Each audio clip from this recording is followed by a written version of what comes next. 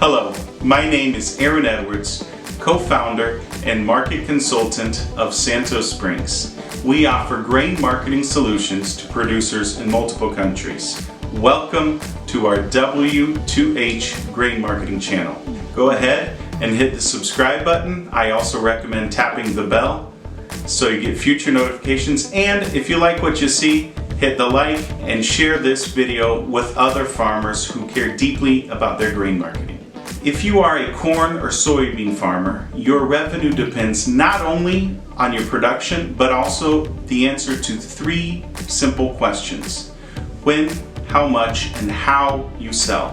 One W, when, two H's, how and how much. Our W2H mentorship provides a clear, concise, and custom approach to answering each one of these three questions for your specific farm throughout the year. Before we start this week's content, it's always important to remember that trading in futures products entails significant risk of loss, which must be understood prior to trading and may not be appropriate for all investors. This commentary and the information contained within should be considered market commentary and reflect the opinions of the author. For those of you watching this with a delay, if you are a U.S. corn or soybean farmer and want to stop being held hostage by market uncertainty, let us teach you how to place each one of your bushels in a grain marketing strategy specifically designed to optimize your farm's revenue. Click on the link and we'll work together to see if our W2H mentorship is the right next step for your grain marketing. February 17th, 2026, got a little pop in the bean market, but it's showing signs of weakness. We'll go over the bean market, the corn market, but first we want to start with the recommendations. And as we look at this build up towards the battle for acres, we're also going to, at least for the next few weeks, we're going to track kind of the ratio between corn and soybeans on the new crop, because I think there's some interesting things to point out. So let me go ahead and share the screen and we'll jump into it.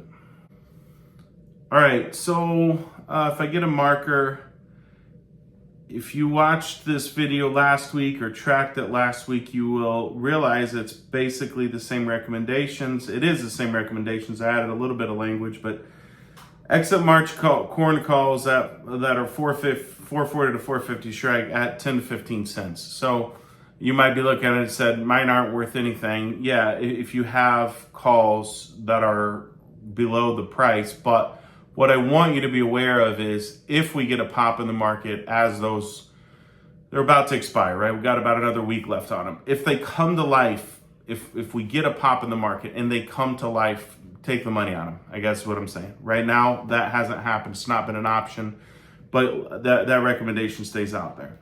We're going to talk a little bit more about the basis, but roll the March basis contract to May at 8 cents or better.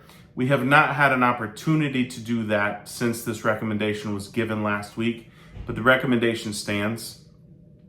A lot of you are coming up against the deadline. I'm guessing most of your basis contracts next week. So if by any chance you cannot roll it at this level this week and your basis contract expires this week, although most of them are next week, I'll just go ahead and give you a heads up. We're going to want to roll March to May unless something very out of line happens. We'll look at the chart in just a little bit. But for this week, try to get that good roll. If it gives us an opportunity at that good roll, take it. And if not, we'll probably do it anyways. But I just want you to be mindful of it. If we get a chance, we want to take it. And then the final one, again, it's repetitive. We're going to get caught up on soybean sales. The difference is I just specified. So we've sold all of our quarter 4 25 beans. If for some reason you had some of those lagging, take that. We're going to sell all of our quarter 1 26 soybeans. If you had any lagging behind, move those. And whatever is of the new crop that you're going to forward price, we want to forward price half of that. This is not a new recommendation. This is not in addition to the November recommendations, but we're almost back at the price level that we were in November. So if you missed it the first time around, if you're behind or if you got part of your work done but not all of it, This is round 2. If you did it all back then, this is not in addition to that. It's just if you didn't get quite all of your work done on the first go around in November, let's get caught up here. And then this other one I wanted to, we want to start tracking this. I'm going to go with green here, and I just want to explain this to you. So the first thing, for the sake of explaining it, here in green, this is the soybean 26, new crop beans 26, and they're trading at 11.13. They are as of, close on Friday, President's Day, markets close, but 11.13 as an example on the new crop beans. And then if we look at the corn, we'll switch this to yellow here. New crop corn, 4.64. So new crop beans are trading 11.13, corn 64. What I've done here, and I'll select this in blue, is that in the battle for acres, I consider it a normal range between 2.3 and 2.7. I consider that a normal range. Some people have that tighter, and like 2.4 to 2.6 is normal. But if we accept 2.3 to 2.7, what I've done is I've said, if we hold the price of soybeans constant, what is the range of corn that we could trade and still be in the normal zone? Or if we hold the price of corn constant, what is the range that we could trade on soybeans and still be in the normal zone? And then just to wrap it off, the current ratio is at 2.4. Rounded, but it's 2.4. So if we look at this here on the yellow, so if beans are at 11.13, corn at the upper end would be 4.84 and it would still be in the normal range. At the lower end, it would be 4.12 and it would still be in the lower range. So from the standpoint of a battle for acres, obviously it's a spectrum, but you could see that if this with the current price of soybeans, to some extent, we're capped at 4.84. Now, it would be great to get that 4.84, but that is somewhat of a cap. Oh, I want $5 corn. Well, okay, we might need a little bit more out of our beans in order to start aiming for that $5 corn. Well, I want $12 beans. Well, as long as corn holds in the 460s, at the upper end, yeah, that 12 beans could hit 12.50 and still be in that kind of normal range. And at the lower end, it's 267. So you can tell at a current ratio of 2.4, you can kind of tell how this market is leaning. The optimistic thing, in my opinion, is it would be a lot worse battle for acres if we had the soybean rally the soybean market really in the dumps. So if we can keep that soybean market north of 11, we almost have to keep that soybean market north of 11 or else it's really going to pressure corn. And if we could get that soybean market up closer to 12, all of a sudden we can get a little bit of optimism in the corn market. So it's just, this is just a nice way to look at it. I explained it in a little bit more detail than I probably will other times, but this was something that we will track week by week. How's the ratio doing, at least to get us through kind of this battle for acres. So probably the next month or maybe even 6 weeks, we'll try to keep track of this ratio in kind of in light of this.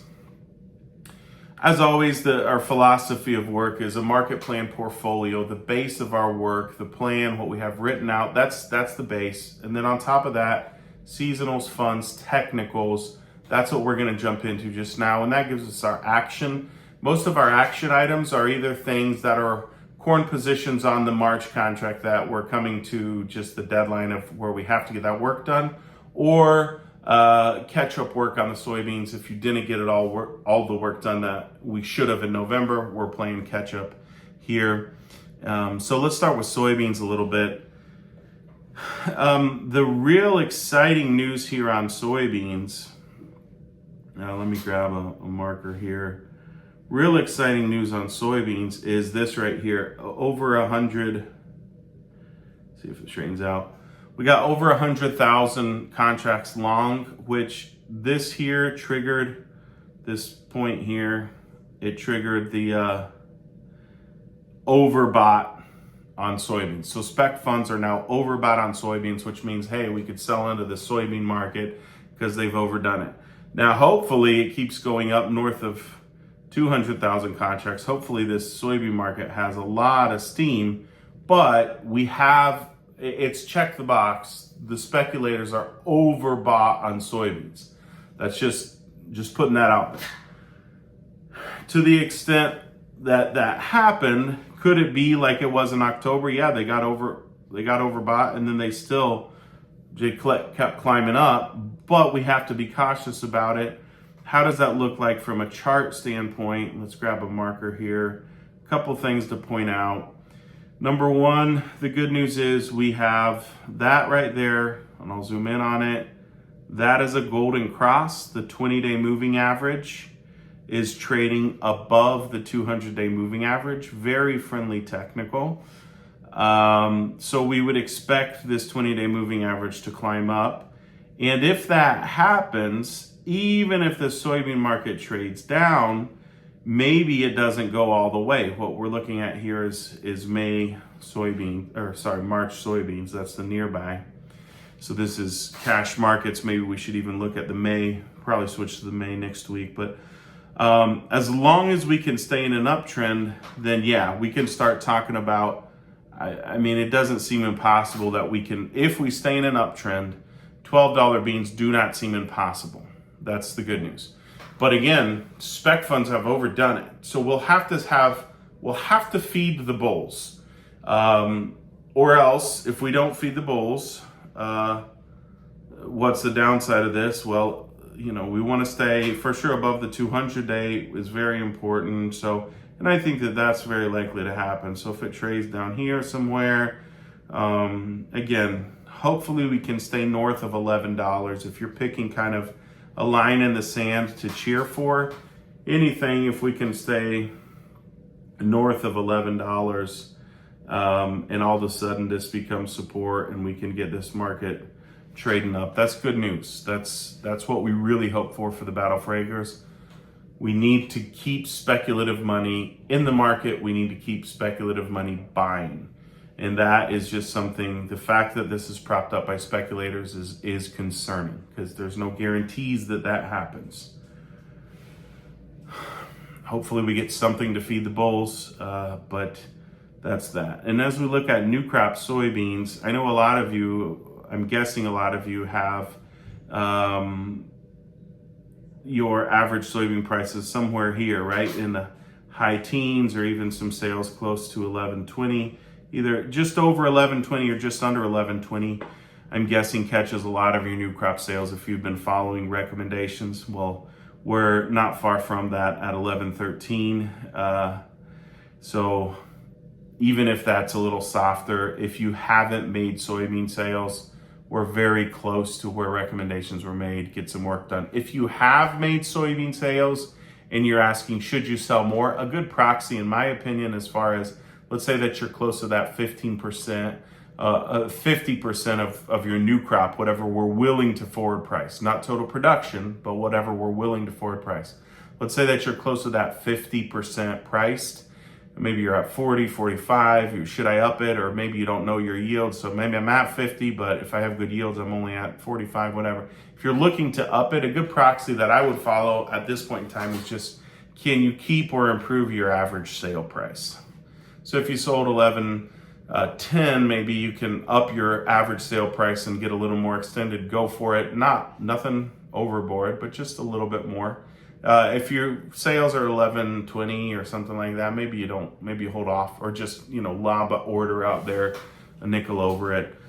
If you can improve your average sale price, maybe extend it a little bit more, not a lot more. Again, our goal, we want to have dry powder to price soybeans down the road. If this thing goes to 12 to 12.50, we want to make sure that we have some powder dry to price soybeans.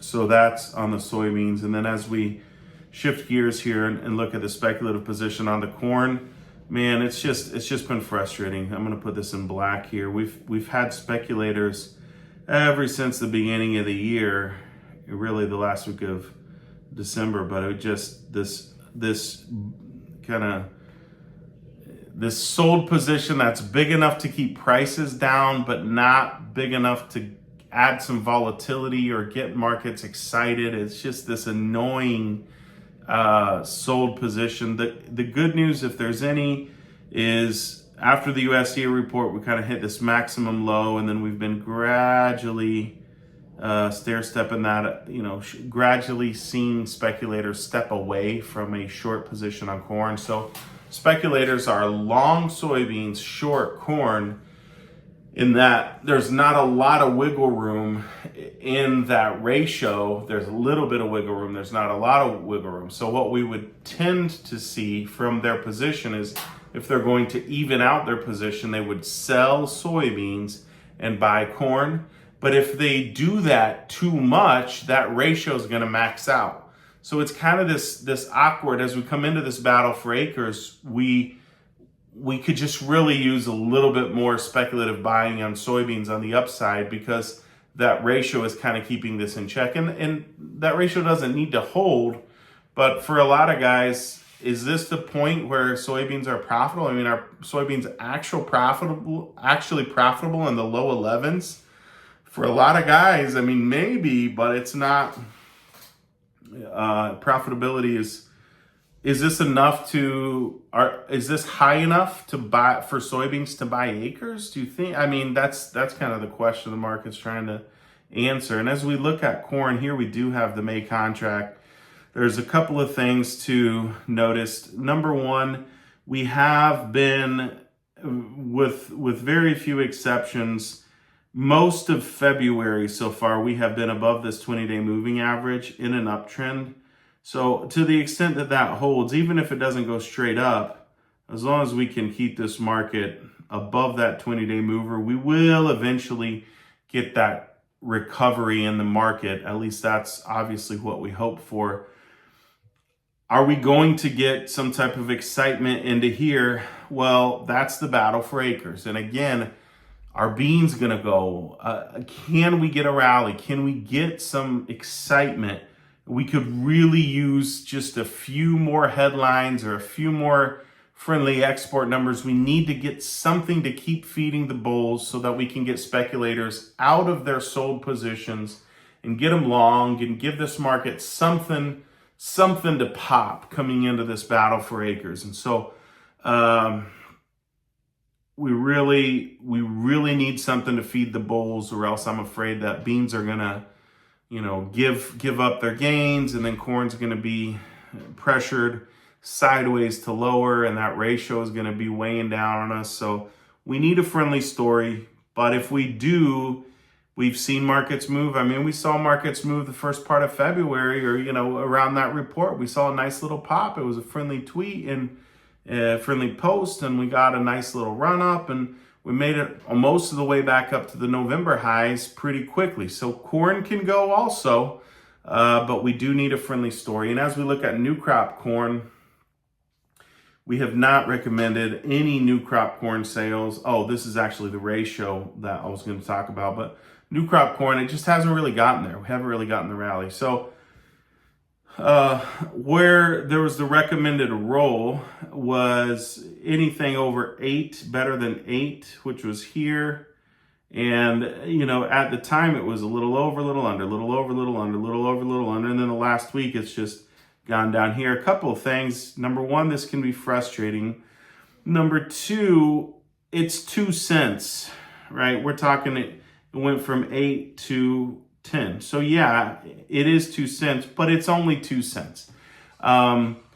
As contracts get closer to expiration, volatility can happen, wacky things can happen. And all I'm saying is, if this spread sometimes this week, if it gets back up into this zone here, I just want you to recognize it. Anything better than 8, I want you to recognize it, or maybe it comes up here and I want you to act on it and roll it to May.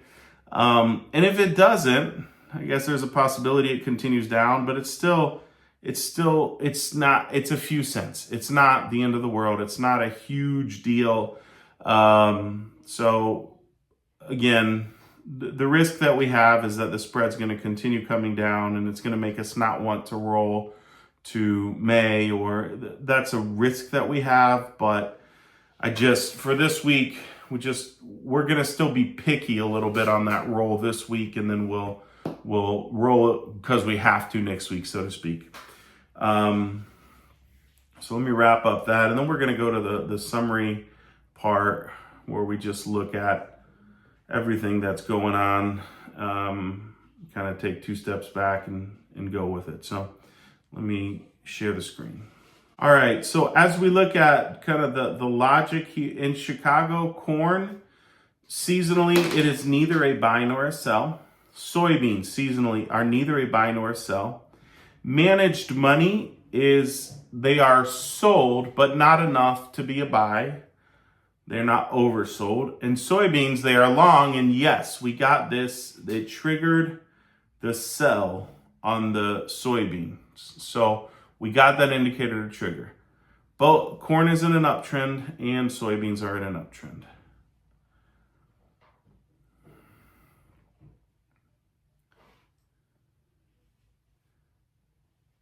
Basis levels in the Eastern Corn Belt continue above historic averages and are quite encouraging. In the Western Corn Belt, on the other hand,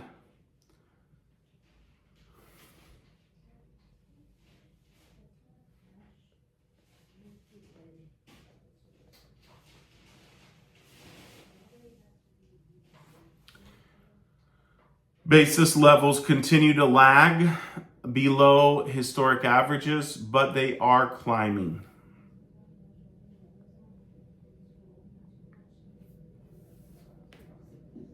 Soybeans had a nice pop and reached price levels similar to the November highs.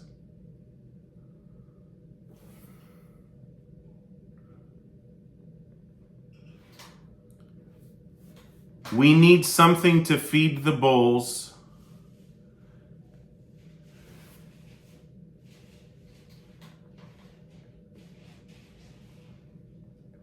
And continue this soybean rally moving higher.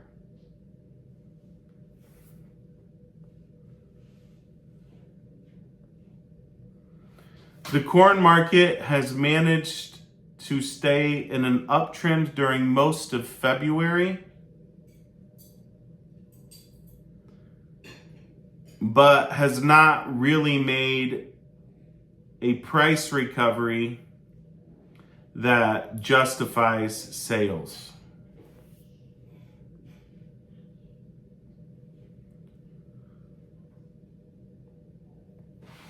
It's a very tough marketing year, very tough year for farming. We've had opportunities that are few and far between. This is the second one on soybeans. Just want to make sure we're getting the work done that we need to get done.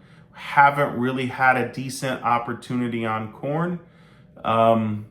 If and when we get one, we need to be ready to act. We need to be ready to get the work done that we need to get done. But there's still got the battle for acres. We still have to get through spring. We still have some chapters ahead of us with some uncertainty. We just have to be mindful that this market might not quite give us what we've been hoping for. So when we get opportunities, we need to be ready to take them. Hope you have a great rest of your day, great rest of your week. Let me know if you have any questions.